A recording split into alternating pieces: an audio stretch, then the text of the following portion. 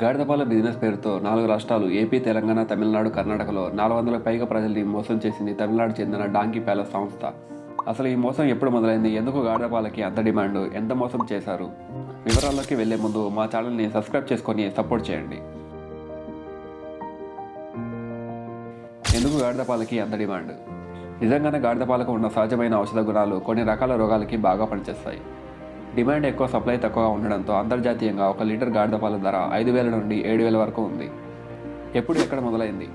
తమిళనాడులోని తిరుడెల్లికి చెందిన బాబు సుందర్ బాలాజీ, డాక్టర్ రమేష్ ఇంకా సోనికా రెడ్డిలు కరోనా టైంలో గాడిద పాలలో ఎక్కువ పోషకాలు, ఔషధ గుణాలు ఉన్నాయి, ఇంటర్నేషనల్ లెవెల్లో ఎక్కువ డిమాండ్ ఉంది అని చెప్పి 2022లో డాంకీ ప్యాలెస్ పేరుతో కంపెనీ స్టార్ట్ చేశారు.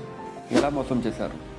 ఫ్రాంచైజీ బిజినెస్ పేరుతో ప్రతి ఒక్కరి దగ్గర నుండి 5 లక్షల సెక్యూరిటీ డిపాజిట్ తీసుకొని వాళ్ళ దగ్గర ఉన్న గాడిదలని ఒక్కొక్కటి ₹1,00,000 అమ్మి షెడ్ పెట్టించి వాటి పాలను లీటర్కి 1,600కు పైగా కొంటామని చెప్పి పాలు ఎలా తీయాలి, ఎలా మెయింటైన్ చేయాలి అని ట్రైనింగ్కి ఇంకో 50,000 తీసుకొని మొదటి 3 నెలలు పాలను కొనుక్కొని తర్వాత బోర్డు తిప్పేశారు. ఇలా మొత్తం అందరినీ కలుపుకొని 100 కోట్లకు పైగా మోసం చేశారు.